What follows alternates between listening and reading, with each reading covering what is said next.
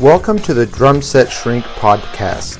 My name is Stefano Ashbridge, and this is a show about drummers, drumming, and the challenges that come with playing the drums. Telling stories with drum solos.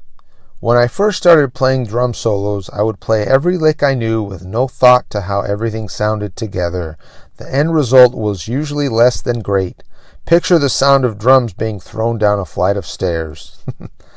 After decades of studying, I want to share some tips that have helped me to play more dynamic and musical solos.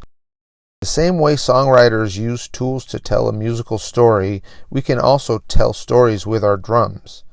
Think of your solo like a song. It has a form, and one part flows into another. It helps to write out the different parts so you can see how your solo progresses. And just like songwriters write more than one song, you don't have to have only one solo. You can have one that's melodic and another one that's bombastic, etc. This will help with the urge to play everything you know in one solo. Here are some specific tools you can work into your solos. This is not a definitive list, but feel free to use these ideas if they sound good to you.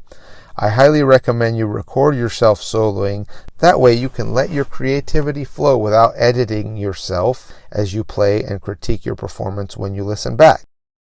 Sometimes what you actually play sounds different than what you thought you played. Call and response. Play a rhythmic figure on a part of your kit and try to answer what you played on a different part of the kit with a different rhythmic figure. Think of two drummers trading licks and emulate that by yourself on different parts of the kit. A good way to get started is to play an interesting beat for a certain amount of measures and then play different fills for a certain amount of measures. For example, play a beat for 3 measures and play a fill for the 4th. Keep repeating the pattern while you work up your solo and then change to playing the beat for 2 measures and fill for 2 measures. Keep repeating that pattern while you work up your solo and then change to playing the beat for 2 measures and fill for 2 measures. Orchestration. Moving what you're playing to different parts of the kit. For example, take an alternating 16th note hi-hat beat and play it on the toms. Move the hands to different toms and experiment with alternate stickings to make the beat more melodic. Besides changing the phrasing to other drums, you can also modulate the time. For example, play 16th note phrase as 8th note triplets, or play your phrase in 3/4 instead of 4/4. Or change tempos for a portion of the solo. Ostinatos. An ostinato is a repeating rhythmic phrase. You can play an ostinato like the clave rhythm or a steady quarter note kick with your feet while you solo with your hands.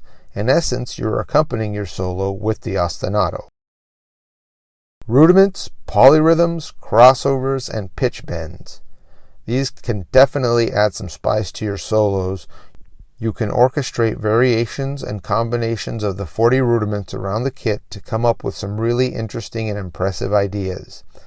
Polyrhythms are when you play 2 different rhythms at the same time. Polyrhythmic figures can add a sense of tension to parts of your solo. Crossovers are simply when you play a figure where one hand crosses over the other. This can add a big visual appeal. Pitch bends are when you push down on the drum with one stick while striking it with the other. The more pressure you apply with the stick, the higher in pitch it will be when you strike it. This can give you a timpani-like sound on the larger toms. Repetition, repetition, and repetition. The way to make your solos memorable is to use repetition. Most likely your favorite songs have sections that repeat throughout. Think of your favorite guitar riff. It's most likely somewhat repetitive, so if you find a musical motif that you like on the drums, repeat it. Besides, if you repeat a mistake twice, it sounds as if it was intentional. Dynamics. One of the most important things a good solo needs to have is dynamics. Make sure the different sections of your solo vary dynamically. If everything is loud or everything is soft in your solo, it will lose people's interests. Miscellaneous. Although you can change tempos throughout your solo, consider playing it in an overall comfortable tempo where everything flows well. If your solo is part of a song, make the solo fit the style you're playing. Sing the melody of the song to yourself while you solo and play the phrasing. If possible, you can have other band members join you by playing percussion or just accompany you with their instruments during your solo. If you're performing your solo in front of an audience, you may want to get them involved in some way. Get them to clap along or respond to a figure you just played. Keeping the audience in mind is always a good idea. Remember that they are there to see you play. Adding something visual like stick flips or playing a part of your solo standing up can add a lot to your performance, if appropriate. Lastly, a great source of ideas is to watch and listen to great drummers soloing. Go see great drummers play live and watch drumming videos. Take what you like and experiment with it to make it your own.